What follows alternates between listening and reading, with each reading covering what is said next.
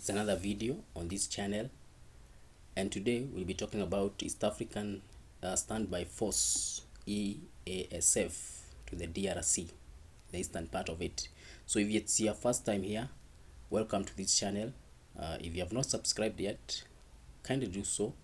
Watch the various videos that you have done on this channel, like, leave a comment, and also share. As you know, the eastern part of Democratic Republic of Congo has been experiencing conflict for some time now. Some say it's actually 25 years, but this year the conflict has eased for some time, for some 10 years, but this year it has been renewed. There has been several groups led by M23 that has been causing turmoil in that region, and this has precipitated to a series of events. One of them is deployment of a force from the East African community, given that DRC joined EAC. Now, this country feel that they have a responsibility to ensure that one of them, the DRC, gets lasting peace. So, the proposal to deploy the East African Standby Force to the Eastern Democratic Republic of Congo was endorsed by the regional leaders at the third East African Community Heads of State Conclave on Peace and Security in Eastern DRC, and this was in Nairobi in June 20 this year, 2022. So this summit, or this conclave, the third conclave, was was held in Kenya, Nairobi, under the leadership of Uhuru Kenyatta, the then president of Kenya. It was attended by several head of states, actually all of them. There was Museveni of Uganda, there's Paul Kagame of Rwanda, there was Salva Kiir of South Sudan, there was Antoine Tshisekedi of DRC, there was Daishi Meye of Burundi, and the president of Tanzania, Samia Suluhu Hassan, was represented by the High Commission of Tanzania to Kenya. So in this meeting, the heads of state deliberated on the security issues in the eastern DRC and measures that are supposed to be taken to promote peace, stability, and development in this region, and generally in the East African region. So this shows their commitment to provide reconciliation and lasting peace, and they want this to happen as quickly as possible. So they want to find a lasting solution on the conflict in DRC, particularly in North and South Kivu, as well as Ituri. They appreciate that that DRC has a constitution which is supreme, and in the process of deploying the force, constitution must be followed. And also, they also appreciate that the countries should remain together, and the central government of DRC should exercise full territorial authority. And for this to be done, the conflicts that are in that country should be solved in a peaceful manner. So in the course of deploying those forces, they will follow the constitution of DRC. They will not do anything which is against the constitution. Also, they will ensure that they are within the EAC protocols. So the head of state accepted and adopted the various instruments. These instruments were drafted by the Chief of Defense Forces from the 7 countries who had earlier met in Nairobi under the leadership of the General Robert Kifochi, who is the current chair of that committee of East African Community Chiefs of Defense. So General Kifochi is the Chief of Defense Forces of Kenya, and within that capacity, he is the chairman of that grouping of Chief of Defense. So this Chief of Defense had met earlier in Nairobi, and here they came up with various documents which analyzed the the situation in DRC. So they came up with 3 instruments. One of the concept of operations, CONOP, then there's status of force agreement, SOFA, there's rules of engagement, ROE, as well as other legal and technical regulations which are supposed to facilitate how the force is going to be operationalized, and also the various operation of arms of these force. In this meeting of the head of state, these briefs were accepted. The concept of operations, status force agreement so far, and the rules of agreement or engagement were adopted by the heads of the state. And in doing so, the head of state instructed that the regional force should be in cooperation with the military and administrative forces of the DRC. And the aim is to seeks to stabilize and secure the peace in DRC. They also instructed that the regional force should also cooperate in the implementation of disarmament and demobilization. So in this meeting, the heads of state stipulated what role should this force play. One of the roles is to ensure that they implement the disarmament and demobilization process, and also seek to stabilize and secure peace in this region.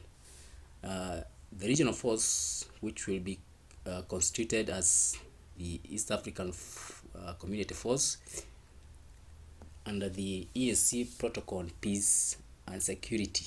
So by doing this, they invoked two treaties, Article 124 and Article 125.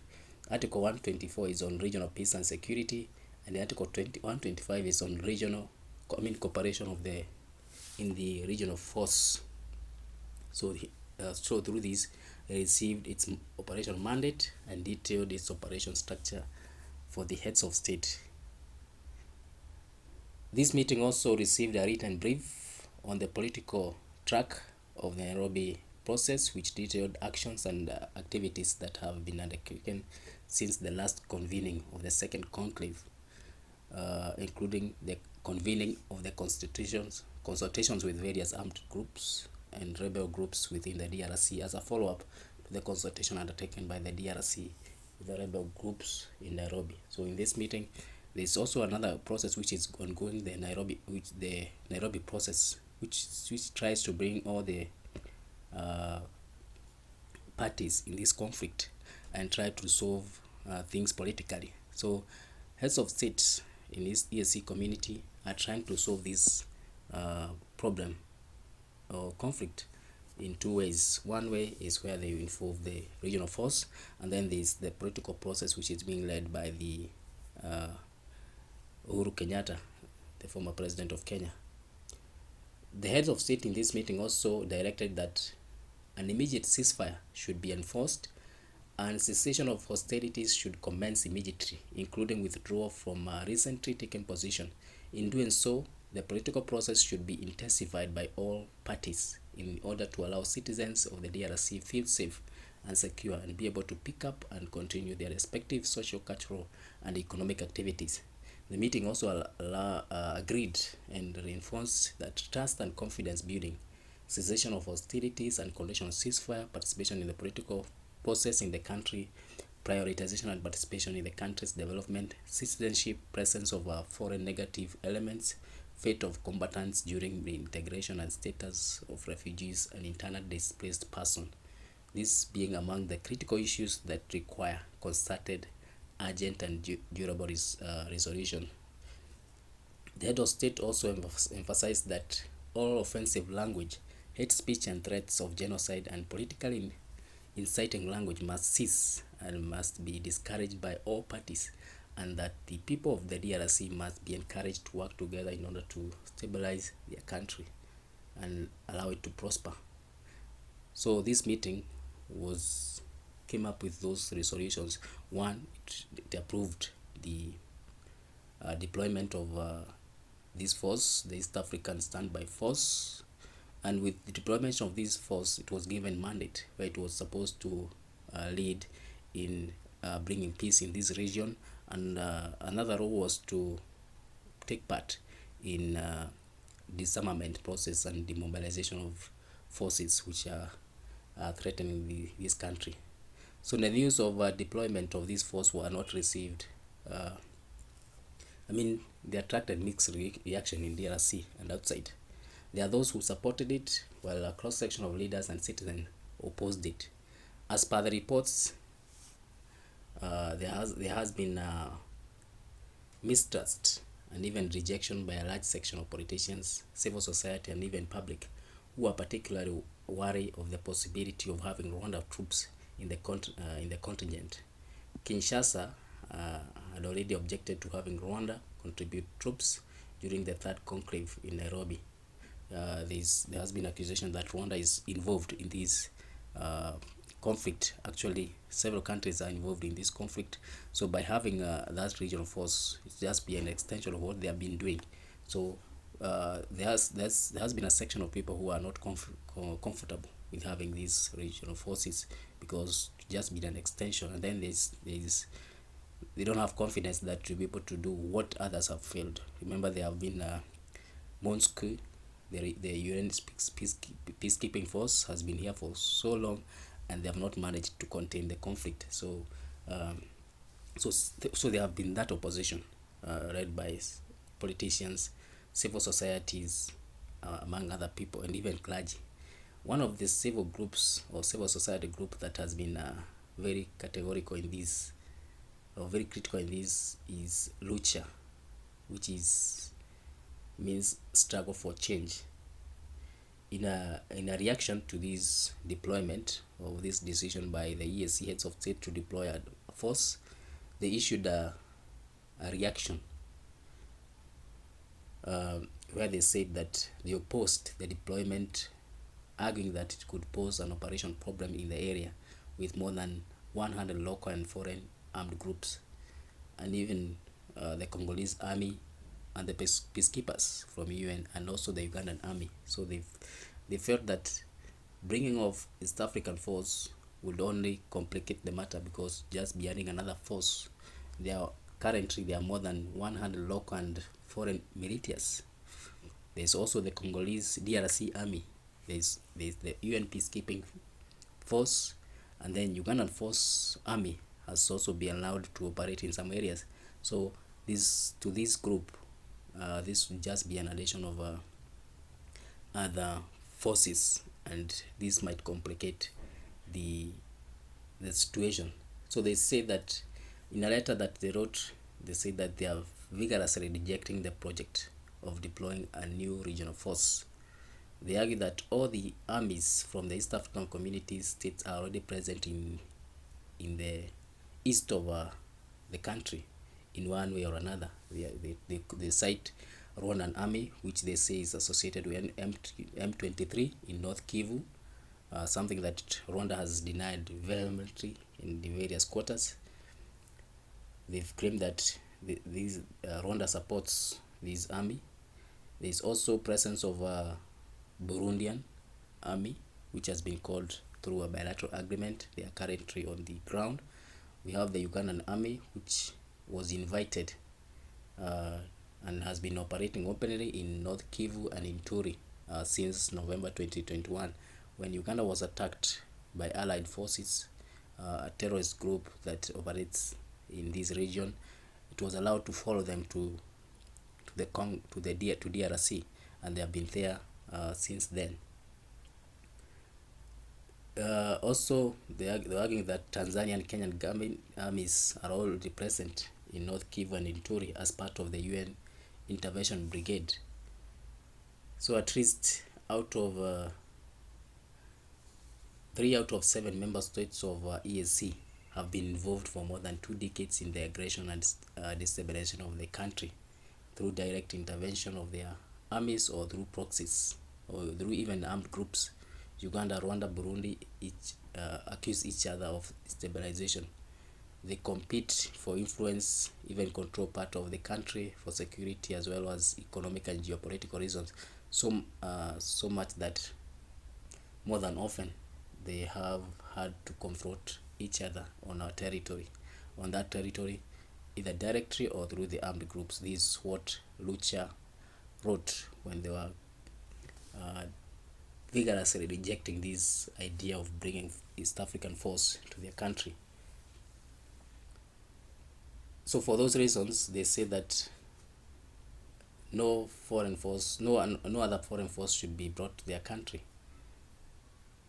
And there was argument that especially from government of DRC, that Rwanda, due to its role or due to its perceived role as far as supporting M23 is concerned, will not be included in the army. But they were not satisfied by that assurance. They say that it was not enough. It is not enough to exclude Rwanda army from the regional force. The participation of Ugandan, Burundian, and South Sudan armies is also not desirable, according to this civil society group. Opposition was not only coming from civil society, it was also coming from politicians. We have Martin Fayul, who was one of the major opponents during the elections. Tshisekedi won and he defeated this guy. So he says that Martin Fayulu says that the president has to make very tough decision. He's accused of subcontracting the security of the country to Rwanda and Uganda, and also unnecessarily creating a competition of East African countries over their country. He asked the president to reveal the secret deal that he has entered with various countries as far as this region is concerned. He says that it's a mistake to entrust their territory or their internal security to others. It says that they must fight on their own or for themselves. He says that they must equip their armed forces properly, and with the help of the population they can bring peace. They don't need external forces to help them in fighting the militias who are spread in this region of Eastern DRC. Opposition was also coming from members of parliament. Members of parliament have been at the forefront in opposition of the deployment. There are several MPs. One of them is Deli Sesanga, who said that the Nairobi deal raises more questions than answers. He asked what's the main format, or what the format of this regional force, how much of compromise and commitment has their government made to this force. So this question that he was asking, peace, he says that peace cannot be bought at the risk of becoming a client state. Peace must be built and earned. So they don't want to become a client state. They want to fight for their own. They want the armed forces or the internal security organs to be well equipped, and they argue that they have the capacity to deal with this problem in DRC. Another opposition was coming from Lukan Kasongo, who is an executive of the former President Kabila's party, the People's Party for Reconstruction and Democracy. He says that he does not see any point of bringing regional force into Congo or DRC. He thinks that the best way to do this is to keep their army well equipped, and through this they can be able to solve the problem. Then we have a reaction from one of the Nobel Peace Prize winner, Denis Mukwege. He says that regional force composed of countries which have been at the root of destabilization, atrocity, and planting of resources cannot bring peace in that country. It will just risks worsening the situation. He says that the deployment of that force will not solve problem. It will just bring more issues. He has been at the forefront in this war. He has been providing medical services to those who are affected by the war. And in 2018, he won a Nobel Peace Prize for reconstructive surgery on women and children who were raped during the conflict. So he's of the opinion that regional force should not be involved in this conflict, rather than they should find internal solutions, because this will just complicate the matter. He says that it is now clear how it's not very clear how the new regional force could succeed, where the UN MONUSCO had failed. MONUSCO have a better capacity than EAC forces, and they have failed. So it was not clear how this regional force will be constituted, how well equipped it will be, and will it succeed where MONUSCO had failed. So it doubts the effectiveness of this force. And given that countries which are coming to solve their problems have been involved in this conflict for long, Rwanda is accused of supporting some of the rebels in this area. They have been financing the war. They have been accused of financing the war in one way or another. Uganda too, Burundi, South Sudan, and even Kenya to some extent. So they are not sure how these regional forces will come to solve the problem. All along, despite that opposition, the government of DRC is committed to operationalize what was discussed by the presidents during that conclave. So both the sectoral council of the cooperation on defense and affairs and EAC council ministers had been instructed to come up with a budget and composition of the force which is to be deployed, and that decision was made during the July 2020 meeting. This meeting agreed to mainstream the Nairobi process by invoking the provision of Article 4 on peace of security. They also agreed to expedite the process. So despite that opposition, the ESC heads of state were committed to ensure that they solve this problem. Probably what one should say is that probably they can be given some time to see whether this problem can be solved, or benefit of doubt. So deployment was also approved by the Democratic Republic of Congo, which signed a troop deployment deal with the EAC community heads of state, and this signaled the imminent formal sending of forces to combat rebels in this country. This signing was witnessed by the President Tshisekedi, and in the presence was also the Foreign Minister of DRC, and also Peter Mathuki, who is the Secretary General of the EAC. During this signing, the Minister of Foreign Affairs said that the deployment of this force will be in execution of the political will expressed by all heads of state of the community, namely to definitively settle the issue of stability, security, and peace in the region as a whole. On their part, Dr. Mathuki said that they're doing this to seek peace, or to ensure that there is peace in DRC and East Africa. East Africa community has a responsibility to ensure that this is done, given that DRC has joined the EAC family. The actual deployment has been waiting for a formal agreement which will describe the terms of reference, legal obligations, rights of troops, financial responsibility of the troops contributors. The ESC deal was supposed to be followed by individual member states signing the document before troops are deployed. So these are some, despite the actual approval of deployment of forces by the DRC, still there are other processes that were followed to lay out the details on how this is going to be done. Issues of rights of the troops, financial responsibility of the troops, contributors. Each country was supposed to take care to finance its own force. So EAC was not the one supposed to finance this, but each country was supposed to take care of its own forces. But one thing that comes out of this approval is that the DRC authorities had ruled out Rwanda participation in the force, given that of the role that they have played or perceived to play in this conflict.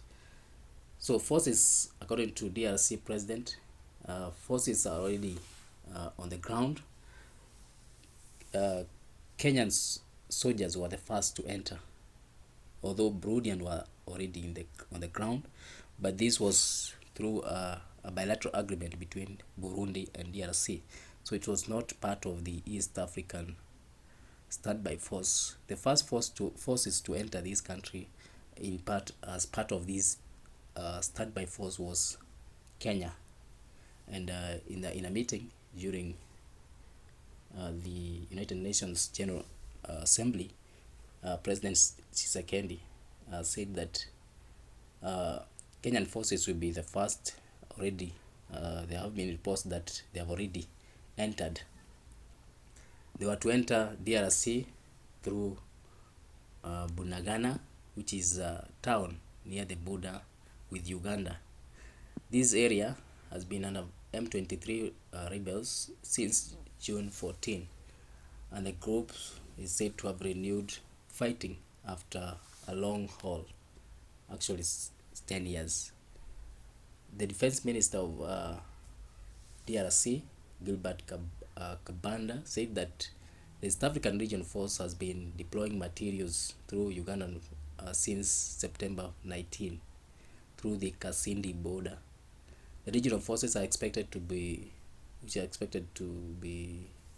their contingents include Uganda, Kenya, South Sudan, Tanzania, and Burundian forces which are already deployed in Congo in the province of South Kivu. They have been here since August 15th, and what we are saying, a bilateral arrangement that is also going to be accommodated in the East African concept of operations. So the Burundian forces which are already on the ground will be transited into these East African standby force. So only Rwanda will not deploy its troops due to the simmering diplomatic row in which DRC accuses Rwanda of supporting M23 rebels, an allegation that has been denied by Rwanda.